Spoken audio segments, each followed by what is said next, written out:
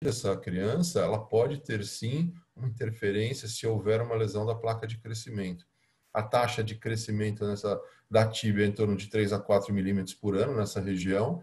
O crescimento acontece até os 14, 15 anos nas meninas e até os 16, 17 anos nos meninos. Então, é importante porque às vezes as fraturas acontecem numa idade um pouco mais avançada e isso gera algumas preocupações. E o fechamento distal da tíbia demora para acontecer. Ele acontece num período de até 18 meses. Então, a gente pode ainda ter algumas lesões que acontecem com uma placa que está parcialmente fechada, mas aberta em outros pontos. Como é que acontece o fechamento da placa de crescimento distal da tíbia? Ela começa na região central, naquela região da corcova de Poland, que é uma região onde começa a acontecer o fechamento, né, ou Camp, alguns conhecem como corcova de Camp. Aí ela vai para a parte anteromedial, para posteromedial, para lateral, e a última que fecha é a anterolateral, né, o que proporciona alguns tipos de fraturas específicos dessa fase da criança. E aí a gente tem a fise distal da fíbula, que o fechamento ocorre normalmente de 1 a 2 anos após o fechamento da fise da tíbia. Então é importante observar se você tiver algum tipo de lesão, que isso pode acarretar algumas diferenças. Aqui mostrando só a característica do tornozelo, e uma das coisas que a gente observa no tornozelo é que todos os ligamentos eles estão presos na região epifisária. Então, e eles são mais fortes e mais resistentes que a placa de crescimento. Então, é mais comum, muito mais comum você ter uma lesão na placa de crescimento do que ter uma lesão ligamentar. Pode acontecer lesão ligamentar? Pode. Tem casos de pacientes até novos, 9, 10 anos de idade, com lesão ligamentar diagnosticada, com ressonância, mas é muito mais raro, é muito mais comum essas crianças terem uma fratura do que terem a lesão ligamentar. Como esses pacientes chegam para a gente? Então, os entorses de tornozelo ou os traumas no tornozelo estão normalmente relacionados a pós-esporte, pós-acidentes. E uma das coisas que a gente tem que observar é que esses pacientes podem chegar para a gente com dor, edema, uma equimose que pode aparecer ou não. Mas o que nos realmente importa é se ele tem essa capacidade de apoio ou não, se ele consegue apoiar o membro ou não, porque quando você tem lesões mais graves, acaba sendo mais difícil para essa criança apoiar o pé. A quantidade da dor, a quantidade de edema, é lógico, nos casos mais graves, quando você tem desvio das fraturas, você vai acabar tendo deformidade local. Se a dor ela é localizada ou se é uma dor generalizada. E existe um tipo de fratura que é muito pouco vista no pronto-socorro e quando chega para a gente acaba diagnosticando até pelo tempo que essa dor não melhora. Então, é uma dor e um edema exatamente sobre a placa de crescimento distal da fíbula e que pode ter um Salter Harris 1 muito difícil de ver na radiografia, confunde muito a gente em relação a esse tipo de fratura, se tem uma fratura ou não tem fratura, se está largada a placa de crescimento ou não está largada a placa de crescimento. E, eventualmente, se você for fazer uma ressonância, que a gente não faz, pode haver, sim, um descolamento, um Salter Harris tipo 1 nesse tipo de fratura. E, normalmente, chega para a gente porque viram no pronto-socorro, não melhorava, não melhorava, não melhorava, não melhorava. A mãe, criança com bastante dor à palpação, mas andando, deambulando, mancando, e a mãe sente que não melhora e leva para o nosso consultório e a gente vê que realmente existia alguma coisa a mais. Então, como quadro clínico, são esses os fatores que a gente tem que ficar de olho. Raio-X. Normalmente, o raio-X simples ele é suficiente para o diagnóstico, ou pelo menos para a suspeita da fratura. Então, a gente procura, normalmente são 3 incidências, né? A frente, o perfil e o oblíquo, para a gente ver exatamente a superfície articular. Você pode pedir uma tíbia total para identificar se existe uma fratura alta da fíbula, então a fratura de Maisonneuve, e normalmente são suficientes. A tomo pode te ajudar? A tomo pode e ajuda muito, principalmente nas fraturas intra-articulares. Ou também ela serve muito para avaliar qual a qualidade da redução da sua fratura. Você conseguiu uma redução boa ou não? Você vai precisar de um eventual tratamento cirúrgico ou não? Então, se você reduziu e tem dúvida, a tomo pode te ajudar bastante. Elas então servem para acessar os desvios que acontecem nessa fratura, onde que ela acontece mais, e um planejamento pré-operatório. Se você tem fraturas triplanares, ou até tilô, ou algumas outras fraturas, você acaba se utilizando muito da tomo para saber quais são os fragmentos existentes, quais os desvios presentes e onde você vai ter que mexer e qual que vai ser o posicionamento, talvez, da sua fixação. Tem um trabalho em 2001 que mostra que a ressonância não vai alterar o tipo de tratamento que nós vamos indicar para as fraturas. Mas a ressonância ela tem uma vantagem, que é a visualização precoce das lesões na placa de crescimento. Talvez, se você tiver um tipo de fratura por compressão, você consiga ver melhor na ressonância, e você não vai conseguir ver na radiografia simples, nem na tomografia, muitas vezes. Então, a ressonância ela não é um exame de escolha inicial, mas ela pode ser usada durante a sua avaliação na necessidade de alguma informação maior, principalmente das placas de crescimento. Bom, a criança chegou, fizemos imagens, vimos clinicamente, e aí nós vamos classificar a fratura. Existem várias classificações que podem ser usadas para esses tipos de fratura. A gente conhece Logan Hansen e Weber das fraturas no adulto, mas a gente tem classificações que são específicas para as crianças. Então, desde a lesão, das lesões de Salter-Harris, que são as lesões que você tem uma lesão da placa de crescimento, então, de 1 a 5 e depois o 6, que é a lesão pericondral. Temos a classificação de Diastadian, que é relacionada ao mecanismo da fratura, o movimento que essa fratura, o que ocasionou essa fratura. E temos, mais recentemente, a aula pediátrica, que ainda no nosso meio não é tão divulgada e tão conhecida até. Então, se nós formos ver realmente, a gente sabe que a Salter-Harris é a que tem maior concordância entre os examinadores. Se alguém pegar duas pessoas com as mesmas radiografias, nós vamos ver isso. E Diastadian, que é a classificação mais aceita, porque é a que mais leva, que mais explica tanto como é que aconteceu a fratura, como, inclusive, como mecanismo de redução, porque você vai ter que fazer um processo inverso ao que ocasionou o desvio. Então, vamos lá. Classificação de Salter-Harris, todos já conhecem. O Salter-Harris 1, atravessando totalmente a placa de crescimento. Salter-Harris 2, quando ele começa atravessando a placa de crescimento, ele acaba se direcionando para a metáfise, deixando um triângulo preso à epífise, que é esse triângulo de Thurston-Holland. O 3, que ele vai pela placa de crescimento e ele acaba se direcionando para a intraarticular, para a epífise. O tipo 4, que atravessa tanto a metáfise quanto a epífise. O tipo 5, que é o por compressão. Existe o tipo 6 também, que normalmente são lesões mais agressivas, até uma fratura exposta, que pode acabar levando a uma lesão do anel pericondral, mas que foram adições posteriores à classificação de Salter-Harris.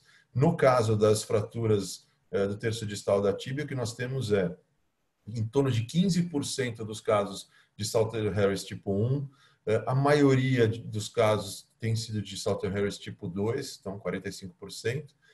Tipo 3, em torno de 25%. E aí acaba acontecendo que é mais comum o maléolo medial e o tilô, tipo 3, né? E existe o risco de fechamento da física, tanto no tipo 3 quanto no tipo 4, porque eles se direcionam para a epífise, então eles acabam lesando a placa de crescimento e realmente pode haver a formação de uma barra óssea. Então, nos tipos 4 também, em torno de 25%. Pode ter com fratura do maléolo lateral, normalmente Salter Harris tipo 1 ou 2, e ela é vista com grandes fraturas triplanares, então aí nós vamos ver mais para frente, e também tem um grande risco de fechamento da física, porque ela atravessa completamente a placa. O tipo 5 é bem mais raro, e talvez e acaba sendo muito mais raro de ser diagnosticado, porque chega para a gente já numa fase precoce, é muito difícil, muito raro você diagnosticar na fase inicial. Normalmente você já vem numa fase de sequela da fratura, quando já existe um fechamento, e aí, se for excêntrico, um desvio, ou uma discrepância, se for central, então é mais difícil. E a tipo 6, ela é bem rara, como já colocamos. Em relação às classificações por mecanismo de lesão, a Diastadium, ela é inspirada na classificação de Logan-Hansen, né? E aí nós temos 4 tipos mais comuns, que é a supinação e inversão, a pronação e eversão com rotação externa, a supinação com flexão plantar e a supinação com a rotação externa. Acabam levando a tipos diferentes de fratura e acabam necessitando de tratamentos diferentes. Existem também fraturas que não estão classificadas aqui no Diastadium, que seria a compressão axial, a fratura de Chilow e a fratura triplanar, que são fraturas especiais já naquela fase de fechamento da placa de crescimento, do início, e fraturas fisárias simples que podem acontecer. Bom, como é que funciona a supinação e inversão? A adução ou inversão, ela acaba avulsionando a epífise distal da fíbula, fazendo um Salter Harris tipo 1 ou 2. Ela ocasionalmente pode ser transepifisária. Ela raramente ocorre com lesão dos ligamentos laterais. Ela pode, se você continuar com o movimento, ela vai seguindo a inversão e leva a uma fratura distal da tíbia, um Salter Harris tipo 3 ou 4, mas mais raramente também pode ser Salter Harris tipo 1 ou 2. Eventualmente, a fratura através do maléolo medial, abaixo da placa de crescimento, também pode acontecer. Então, aqui mostrando um caso em que você tem a lesão e a fratura. Então, você tem uma lesão pela placa de crescimento, Salter Harris tipo 1 na fíbula distal e um 3 na tíbia distal. A supinação e flexão plantar, normalmente é uma força de flexão plantar, acaba desviando a epífise para posterior, a epífise da tíbia para posterior, fazendo um Salter Harris tipo 1 ou 2. O fragmento ele vai ser desviado posterior, às vezes você não consegue ver no frente, na incidência de frente, você vai ver só no perfil, e ela normalmente acontece sem a fratura da fíbula. Então, aqui mostrando um caso como esse, em que você tem o triângulo de Thurston-Holland, bem visível, ele está para posterior em relação ao fragmento maior da tíbia.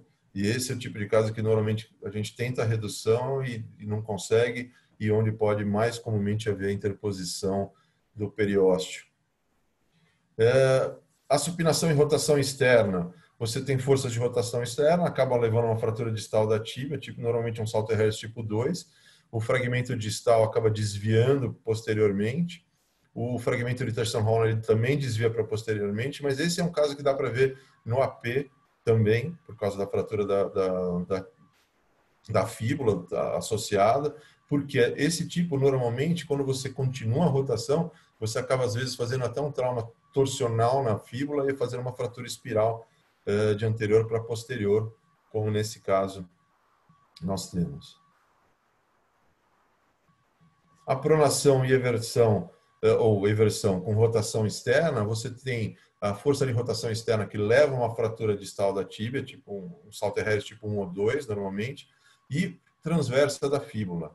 Ela pode ser transepifisária no maléolo medial, um Salter Harris 2, um fragmento distal da fíbula, ele desvia lateralmente, o fragmento de Thurston-Holland é lateral ou posterolateral na metáfise distal da tíbia. E pode ter uma associada a uma diastase do tornozelo, ele pode estar com um aumento do espaço articular visível também. Esse eu não tenho um exemplo. E aí você pode ter a compressão axial, que é uma lesão de Salter-Harris tipo 5, difícil de identificar, como a gente já conversou. Bom, temos a classificação, como é que nós vamos tratar esse tipo de fratura? A fratura de tornozelo, ela requer princípios muito rígidos de tratamento. Por quê? Porque muitas dessas fraturas ou são lesões da placa de crescimento ou são lesões intraarticulares, que acabam levando a uma sequela importante se não tratada adequadamente, se não reduzida adequadamente. Então, como é que nós vamos nos programar em relação ao tratamento? Primeiro, nós temos que localizar a fratura. Só fíbula, só tíbia, tibia e fíbula. Nós vamos ter que fixar os dois, ou não tem que fixar, é só redução. Temos que ver o grau de desvio dessa fratura. E a idade da criança é muito importante. Crianças menores acabam tolerando e recuperando muito melhor para esse tipo de fratura. Gesso, a gente vai por gesso. Qual que é o gesso ideal? Gesso curto, gesso longo. Por que o gesso longo? Se é uma fratura do tornozelo, quanto tempo de imobilização a gente vai manter? Crianças menores, fraturas mais estáveis, menos tempo. Crianças mais velhas, mais tempo. Quando que a gente libera a carga? Todos são questionamentos. A redução se faz da emergência no pronto-socorro, não faz, mantém a posição, quanto que a gente aceita de desvio e a cirurgia está reservada para quais pacientes. Então, o tratamento conservador, ele funciona muito bem quando a gente tem uma fratura isolada da fíbula distal, como aquele caso que a gente conversou, e às vezes você não precisa nem pôr gesso, você pode pôr um RoboFoot, depende da criança, em torno de 4 semanas, você pode manter que normalmente elas evoluem muito bem. Então, são fraturas distais da fíbula, com desvio mínimo ou sem desvios, que aí você pode tratar dessa forma. Quando você tem associado a fratura da tíbia, muitas vezes você vai precisar, muitas vezes, de uma redução e a imobilização. Quando que você faz isso? Normalmente, quando a fratura da fíbula distal, desvio menor, que pode ser até um desvio maior de 2 milímetros, mas que você consiga, na redução, mantê-lo menor que 2 milímetros, principalmente Salter-Harris tipo 1 ou 2. E nas fraturas distais da tíbia, Salter-Harris tipo 1, 2, com desvio aceitável após redução. Lembrar que essas crianças com fraturas distais da tíbia, com uma certa instabilidade, se você optar por tratamento conservador, o ideal é que o seu gesso seja íngno podálico, cruro podálico. Por quê? Por causa da força da musculatura posterior que pode acabar levando a desvios dessa fratura. E o que você aceita de desvios? Normalmente você não aceita VAR, você pode aceitar até 10 graus de valgo, até 10 graus de recurvato e procurvato. E se você tiver algum tipo de alargamento da física, a hora que você olhar, principalmente na redução, até 3 milímetros, teoricamente, é aceitável. Mais do que isso, pode significar sim uma interposição e esses casos têm que ser manipulados. E o tratamento cirúrgico? O tratamento cirúrgico, normalmente você faz quando você tem uma fratura, às vezes, isolada da fíbula, mas com um desvio muito grande, e às vezes você tenta a redução, não consegue. É difícil que isso aconteça, mas normalmente acontece por trauma direto, e são fraturas graves, às vezes fraturas até abertas. Tá? E normalmente você faz isso porque você quer uma redução aceitável e você opta por esse tipo de tratamento normalmente em pacientes um pouco mais velhos, porque você sabe que o potencial de remodelação já é menor e a necessidade, muitas vezes, de uma redução e uma fixação. E normalmente a fixação nesse tipo de fratura isolada da fíbula distal pode ser um fio intramedular, se houver só a fratura, se você sentir que também há associada a uma fratura, uma lesão da sindesmose, às vezes há necessidade sim de a colocação de um parafuso transindesmal para você segurar essa fratura na posição. Então, são fraturas mais graves localizadas. Em relação à tíbia distal, normalmente você vai indicar o tratamento cirúrgico quando você tem desvios muito grandes, você não consegue uma boa redução e você tem pouco crescimento restante. Então, aí a necessidade de uma redução muitas vezes aberta ou de uma fixação, que são fraturas instáveis. A redução fechada e fixação percutânea, ela acontece com mais facilidade em fraturas tranquilas da fíbula distal, Salter Harris tipo 1 e 2, em que você muitas vezes faz essa fixação até para associar à fixação que você fizer na tíbia. Principalmente as fraturas da tíbia são as de Salter Harris tipo 1 e 2, 1 ou 2, com uma redução inaceitável, então com varo presente, com mais de 10 graus de val, com mais 10 graus ou de recurvatum ou de procurvatum, e um alargamento da fise, e ainda, mesmo que tenham 2 anos, mais de 2 anos de crescimento residual, porque você quer uma redução melhor. E em todas as fraturas 3 ou 4 desviadas com mais de 2 minutos depois da redução, há necessidade sim ou da redução fechada ou aberta e da fixação percutânea. E a fixação aberta, como a gente estava falando, então, normalmente são fraturas mais raras, principalmente da fíbula. Na fíbula a gente opta quase sempre por redução fechada e fixação com fio intramedular, mas principalmente nas fraturas da tíbia distal, elas desviadas com uma redução inaceitável, né, e com menos de 2 anos de crescimento residual. Nesses casos você vai precisar de uma redução aberta para conseguir uma redução mais anatômica dessa fratura e a fixação. E nas fraturas 3 ou 4, com desvio maior que 2 milímetros após a redução. Em relação às fraturas, chamadas fraturas especiais, lesões fisárias especiais, a gente tem 2 fraturas que chamam a atenção, que são a fratura de Tillot e a fratura triplanar. Para muita gente, assim, você vai discutindo a fratura, essas fraturas teoricamente não seriam fraturas que poderiam ser classificadas como Salter Harris, porque a placa não está aberta totalmente, mas a literatura ainda mostra muito, falando que as fraturas de Tillot são uma fratura do tipo 3 de Salter Harris, normalmente sempre na porção anterolateral distal da tíbia, porque você tem preso o ligamento tibiofibular anterior nessa região e é o último local a fechar. Então, é uma área um pouco mais frágil, já que o restante da física já está fechando. E quando existe uma torção, principalmente em rotação externa, você tem um arrancamento desse fragmento. E como é que você acessa? Normalmente a fíbula está íntegra, então não vai ter grandes desvios, mas é uma fratura em que tem a lesão da placa, que não é tão importante, porque a placa já está crescendo, mas é uma lesão intra-articular. Então, há necessidade, muitas vezes, de você lançar mão de uma tomografia computadorizada para ver o grau de desvio, para ver se você consegue fazer uma redução fechada ou não, se há necessidade de uma redução aberta para fixação dessas fraturas. Às vezes, essas fraturas são difíceis de serem vistas na radiografia de AP inicial, então, muito cuidado para não perder esse tipo de fratura. Então, é importante você fazer um AP verdadeiro para você conseguir observar toda a epífise, para ver se não há fratura e se não há desvios. Se não houver desvios, você pode até tratar essa fratura de forma conservadora, faz um pouco de rotação interna, você com isso consegue relaxar o ligamento.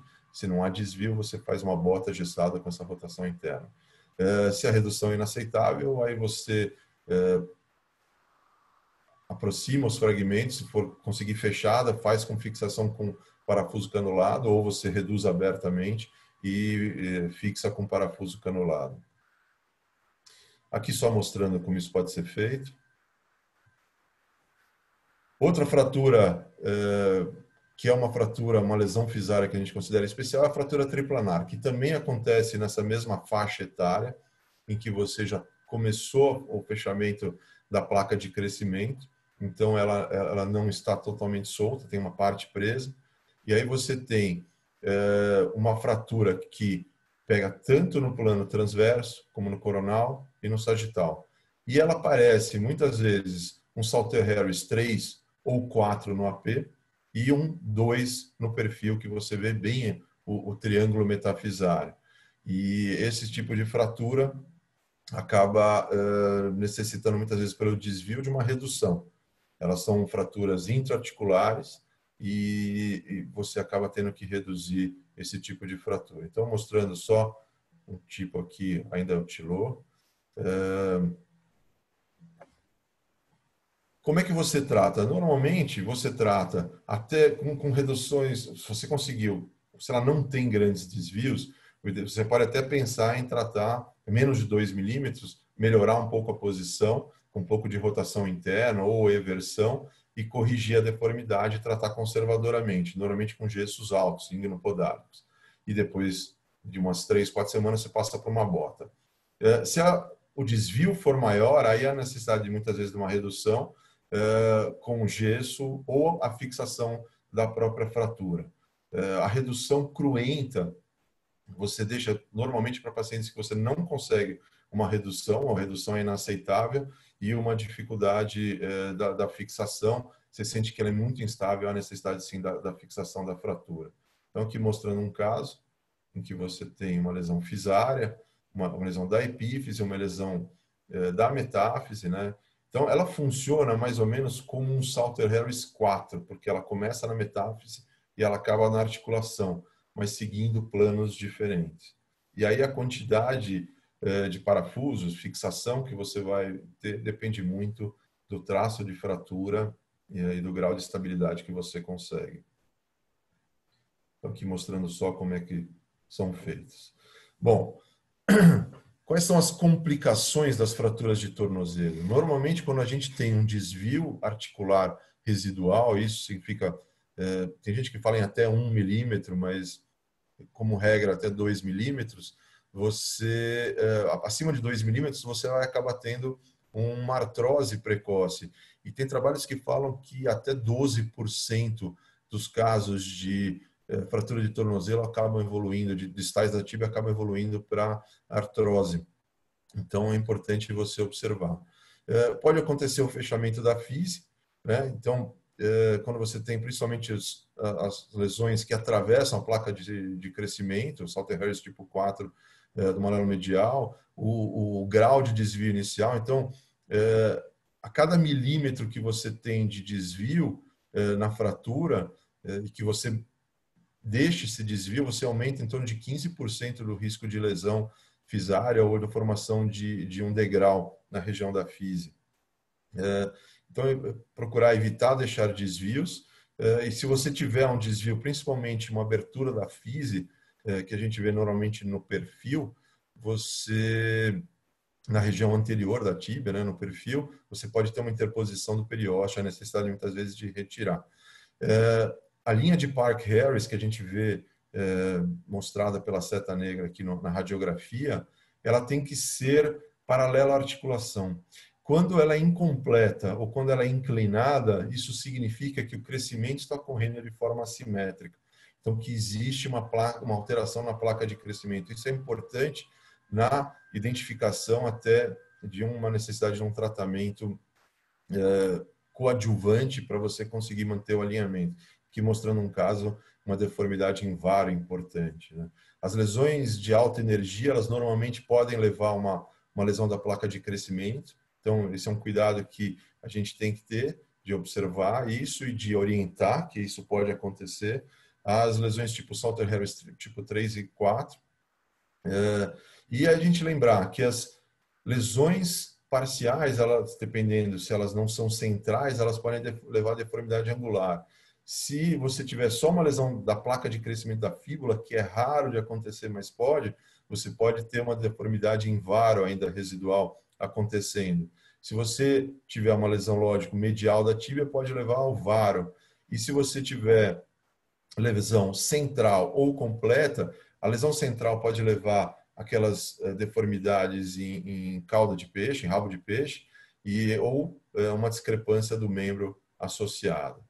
E as deformidades angulares, elas normalmente têm como indicação você ressecar a barra. Qual a indicação dessa ressecção de barra?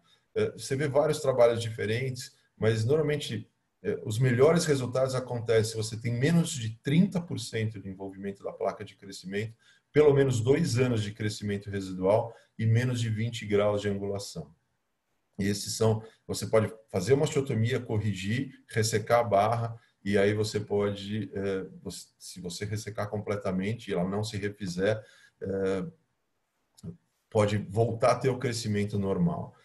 Minha experiência com ressecção de barra é que ela funciona, mas tem 50% mais ou menos de pacientes em que a ressecção só da barra não funciona, e aí às vezes você tem que lançar a mão de outras epifisiodéses ou até de alinhamento, alinhar melhor a tíbia e depois pensar em alongar. Então, tem algumas coisas que ainda são difíceis de fazer, mas uma das formas de tratar seria a ressecção da barra.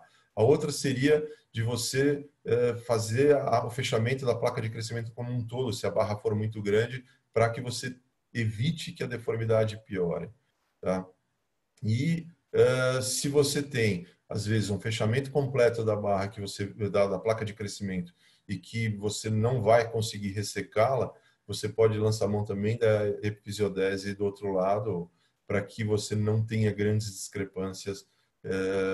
É importante que você anteveja quanto vai ser essa discrepância, não se fazer muito cedo em crianças muito novas, não. Outra complicação que pode acontecer é a síndrome de retináculos extensores. Normalmente, quando você tem as fraturas desviadas para posterior, você acaba tendo um bump anterior e isso acaba, às vezes, provocando um processo inflamatório nessa região e, às vezes, pela pressão nessa região e a necessidade de correção da deformidade e da liberação, às vezes, dos extensores. Então, essas são as formas de você tratar as discrepâncias. E a consolidação viciosa depende muito do tratamento inicial. Então, é muito importante que você trate inicialmente bem para evitar esse tipo de consolidação viciosa. Então, evitar as rotações é importante na hora que você avalie para que você mantenha a rotação. Isso é uma coisa que acontece com uma certa frequência na tíbia, na diáfise da tíbia, mas no tornozelo não tanto. Então, é importante você corrigir completamente e observar a rotação, principalmente em relação ao outro lado. Você pode ter angulação para anterior, para posterior, a deformidade em valgos, são todas deformidades que podem acontecer se você não corrigir ou não reduzir adequadamente essas fraturas. Bom, em resumo, o que a gente tem para as fraturas de tornozelo na criança, que elas não são tão raras.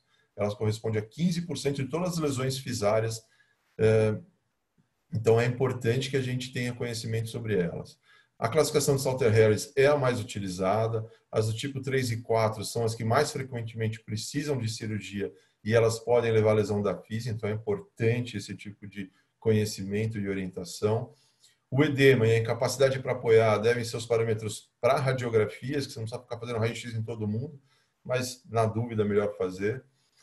E as fraturas de Tillot e triplanar, elas têm padrões específicos por causa da placa de crescimento. Às vezes elas podem não ser diagnosticadas com raio-x simples e elas vão quase sempre precisar de tratamento cirúrgico, porque você quer restabelecer a congruência articular. E lembrar de orientar os pais, acompanhar essa criança por pelo menos 6 meses a 2 anos, mas orientar os pais para as complicações que podem advir de uma fratura de tornozelo na criança. Bom, agora eu só vou mostrar alguns casos rápidos, só para mostrar os tipos de fratura que tem, o que a gente pode ter. Aqui, um menino de 5 anos de idade, uma queda de bicicleta, mas que passou no pronto-socorro e tinha uma dor, ninguém viu nada. Era clínico que estava no pronto-socorro e não viu a fratura, ele acabou evoluindo, acompanhando um Salter-Harris, pôs uma talinha de gesso, com uma semana tirou em casa, andando, ele acabou remodelando, mas com um pouco de desvio, acabou evoluindo com um pouco de desvio em valgo desse tornozelo. Aqui mostrando a comparação dos dois. Uma menina de 10 anos, uma queda da cama elástica, a gente viu essa menina lá atrás, um Salter-Harris tipo 2, uma fratura tipo supinação e rotação externa, não tem lesão da epífise, mas tem um descolamento epifisário importante do tipo 2 na tíbia, uma fratura da fíbula. Uma das coisas que a gente não vê tão comumente em criança é a fixação da fíbula. Mas às vezes te ajuda bastante a dar estabilidade à sua redução e fixação. Aqui foi feita a tentativa de uma redução fechada, ainda com um desvio importante, perda, até no frente está até legal, mas no perfil a gente vê que não há uma redução adequada. Então foi optada por abrir tipo de fratura, tinha uma interposição de periósteo e a fixação da fratura. Aqui uma menina de 8 anos de idade, um acidente de bicicleta, um salto Harris tipo 3 e com uma lesão de pele importante, né, uma supinação e inversão, uma fratura basicamente do maléolo medial. E aí, menina, 8 anos com esse tipo de lesão, a dúvida, um fixador externo lateral, mas a gente acreditou que, como a fixação seria provisória, talvez o uso só de fios fosse suficiente e realmente acabou evoluindo bem, apesar da exposição, o risco de infecção. Ela acabou evoluindo bem com o fechamento da pele, aqui com 4 semanas, aí, já mostrando sinais de consolidação, uma boa redução. Aqui uma outra menina de 10 anos, um trauma torsional, jogando bola, uma fratura triplanar, então mostrando o grau de lesão, mostrando que a gente tem uma fratura epifisária distal da tíbia e indo para até a metáfise. E aí o que fazer com esse caso? Foi feita a tentativa de redução, mostrando a tíbia toda, que não há mais nenhum outro tipo de fratura. Foi feita essa redução, que está razoável, mas com grandes chances de perda. Se a gente for ver no perfil, não está tão bom. Aí foi feita a tomo para ver como é que estava a redução, mostrou que ainda havia um degrau importante. Nesse caso foi optado também por fixação. E aí você, como naquele caso que eu mostrei que tinham vários parafusos na região metafisária, aquele caso era um caso bem antigo, acho que até um aprendizado, não há necessidade de tanto parafuso. O que você precisa são parafusos nas regiões proximal e distal para que você tenha uma estabilidade na região epifisária. Nesse caso, foi respeitada a placa de crescimento, foi feito um parafuso paralelo à placa de crescimento. Aqui um outro caso, um menino de 13 anos com queda da cama elástica, fazendo um Salter Harris tipo 2. Aqui a redução e o tratamento conservador que foi optado para ele, foi mantendo bem, e a evolução foi boa. E aqui uma outra menina de 13 anos, queda do patinete, fez uma fratura tipo Tilô, a gente vê o fragmento lateral e anterior, a tomo mostrando que havia um desvio importante, no raio-x já estava mostrando isso, de qualquer forma, e a opção da fixação. Lembrar que no Tilô eu não preciso fazer o parafuso paralelo à placa de crescimento. No Tilô, a placa de crescimento já está quase toda fechada, então eu vou fazer uma fixação que seja estável, que me permita uma boa fixação. Só, eu não estou muito preocupado com a placa de crescimento, que não vai levar a grandes alterações nesse tipo de paciente. E é isso. Parício. Estou por aqui, muito obrigado, excelente, boa apresentação, como sempre. Pessoal, agora é a hora que aqueles que quiserem colocar alguma pergunta ou comentário aqui na sala do chat podem fazê-lo e eu irei direcionar aqui para o Dr. Gilberto. Começando, Dr. Gilberto, temos um comentário aqui do Dr. Cláudio Santilli dizendo parabéns, Gilberto. Obrigado, Santilli. Estou esperando mais alguma coisa.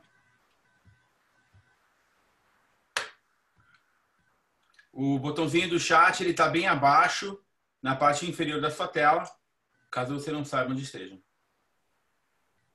Lembrando que na próxima semana teremos a apresentação do Dr. Camilo Torriago, da Colômbia. Vai ser muito interessante também. Vai ser nesse mesmo horário, nessa mesma sala, às 20 horas. Doutor, não tenho mais nenhum comentário aqui. Doutor Mauro Moraes, parabéns, Gilberto, pela excelente aula. Doutor Mauro Moraes, de São Paulo. Se o doutor quiser, podemos esperar mais alguns segundos aqui, mais alguns minutos, ou podemos já concluir essa aula de hoje. Excelente aula, muito dinâmica e bem explicada. com o nome de Nikita.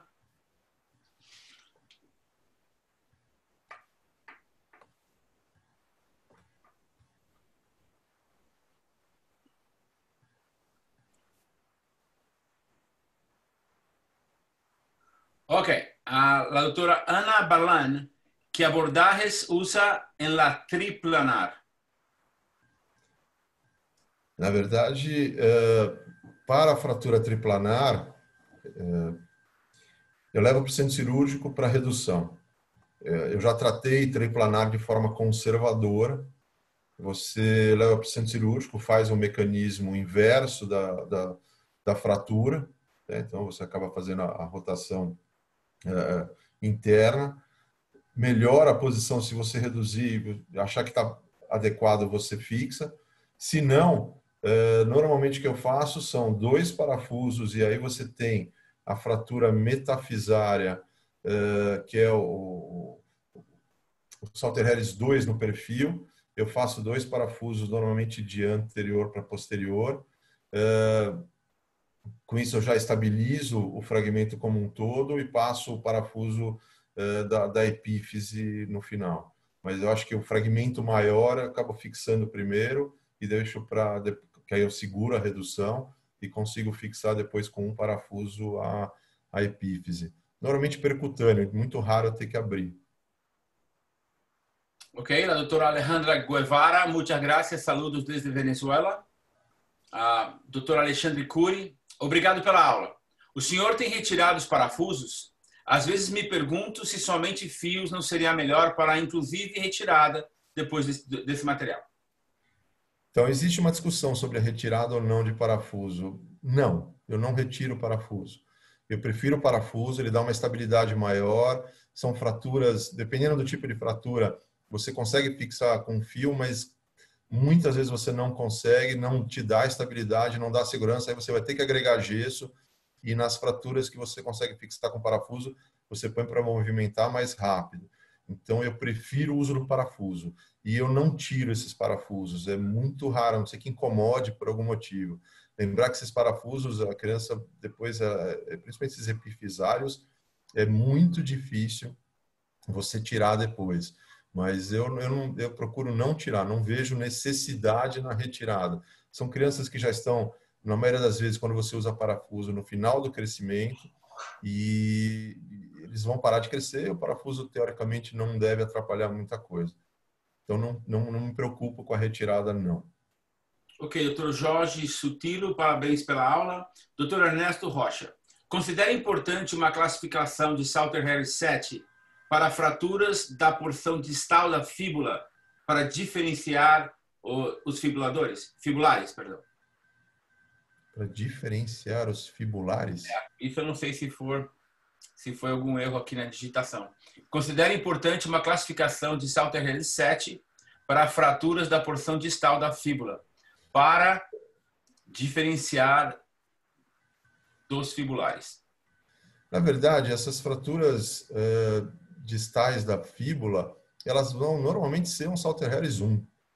Né? O que às vezes você pode ter é um arrancamento, mas dificilmente você arranca somente a parte óssea. Então, normalmente, você tem uma lesão da física. Eu não desconheço. Ele está mencionando, doutor, um artigo publicado no JPO em outubro ou novembro de 2018. Tá, não, eu não vi. Honestamente, não vi. O que seguiria para diferenciar os fibulares, eu não, realmente não... Doutor Ernesto Rocha, se quiser, levanta a mão, aperta o botãozinho para levantar a mão, eu posso abrir seu microfone e o doutor pode explicar melhor essa pergunta, não tem problema nenhum. Na sequência, o doutor Elencar Ignácio. Boa noite, parabéns, Gilberto. Apesar de discordante não literatura, existe alguma relação entre as tentativas de redução e lesão adicional da placa epifisária? Existe sim. Quanto maior quanto mais tentativas de redução, maior o risco de você lesar a placa de crescimento. Isso existe sim, e o ideal é que você, se não conseguir uma redução fechada, parta para redução até aberta, porque para não ficar forçando e tentando várias vezes. Isso existe, é bem todo mundo chama atenção muito em relação a isso. Ok. Você parou de gaguejar, né? Dr. Jorge Sutilho, ele é de Jacareí. Dr. Mauro Moraes. Gilberto, quando você resseca uma barra óssea da tíbia distal, você usa algo para interpor? Dr. Mauro de São Paulo. As ressecções que eu tenho feito, não são muitas, mas eu assim, gosto, é uma coisa que acabo fazendo algumas, eu coloco cera de osso. Na minha mão funciona. Não funciona super bem, eu acho que para ninguém tem a fórmula mágica disso. Tem gente que usa gordura, tem gente que usa interposição de cimento. Tem materiais que se usam em neurocirurgia, que também podem ser interpostos. Eu gosto da cera porque eu consigo colocá-la em toda a superfície, evitando com isso um sangramento dessa região e a formação de nova barra óssea. Então, nas ressecções que eu faço, eu costumo usar a cera de osso. Muito bem, doutor Ângelo Lima, parabéns pela excelente aula. Quantas tentativas se pode fazer de redução incruenta antes de decidir pela redução aberta? Se não tem número mágico, mas eu não faria mais do que 2. Assim, na hora de levar para o centro cirúrgico, quando tentei uma vez, não vai. Tentei a segunda, não vai, chega. Eu não vou tentar a terceira porque eu sei que eu vou lesar. Dr. Rafael Yoshida fala muito bem, Giba. Muito bom, Giba. Abraço. Dr. Léo Bussicki, parabéns pela aula, principalmente pela elucidação de barra óssea e seus desvios. Parabéns, boa palestra, Dr. Patrício Manzoni. A doutora Nathalie Ribeiro, obrigada pela aula. O doutor Nathalie Ribeiro. O senhor falou que a classificação AO ainda não é muito usada, mas ele acrescenta alguma informação importante? Devemos nos esforçar por adotá-la? Nathalie, eu vou te ser muito honesto. Eu acho que não muda grandes coisas. A classificação AO, ela é talvez um pouco mais detalhista em algumas coisas, mas não tem sido necessária. Entendeu? Então, eu acho que se não tem sido necessário, se pouca gente usa, é porque ela não está fazendo falta. Então, eu não acho que seja que acrescente tanta coisa que vai mudar a forma que a gente avalia essas fraturas.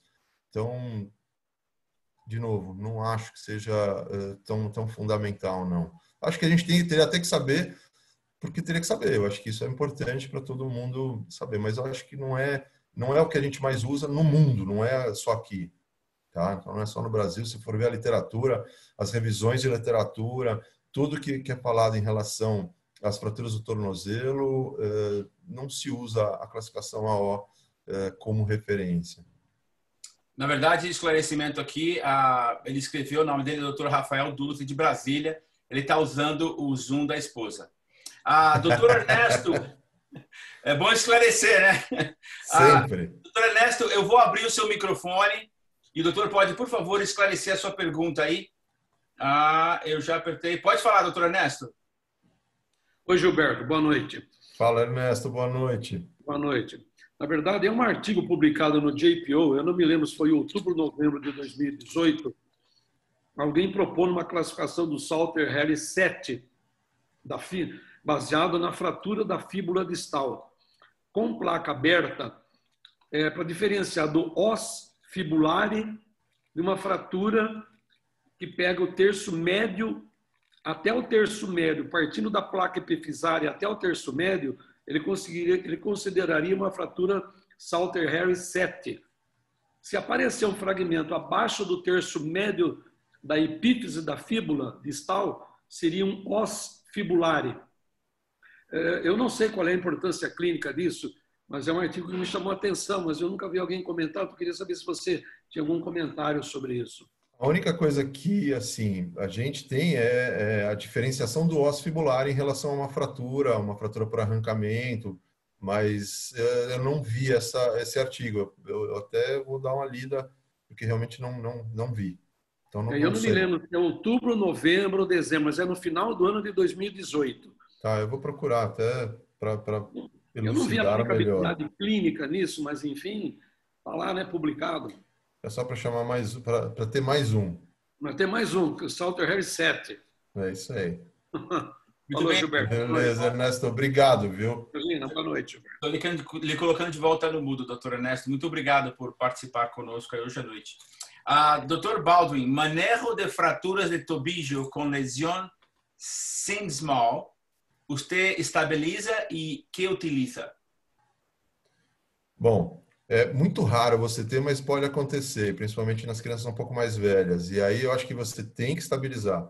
E aí o uso de um parafuso na região suprassindesmal é o suficiente para você estabilizar. E depois, aí sim, você tem que tirar esse parafuso. Depois de 6 semanas, você tira esse parafuso, que já refez a parte ligamentar e você consegue voltar a movimentar essa região. Legal. E a última pergunta que eu tenho aqui, doutor Gilberto, era é do doutor Eduardo Mori. Para controlar a redução articular intraoperatória em las fraturas de tiloxotriplanares, usa a artrografia ou artroscopia? Dr. Eduardo Mori, de Buenos Aires. Eu não uso nem artrografia, nem artroscopia. Eu uso só a escopia. Eu acho que é o suficiente para a gente ter uma visão boa, dependendo da qualidade, lógico, do seu intensificador de imagens. E, eventualmente, se eu tenho muita dúvida, aí você pode lançar a mão de uma pneuartrografia. Mas artroscopia, não faço com frequência, não. Nunca fiz para esse tipo de controle, não.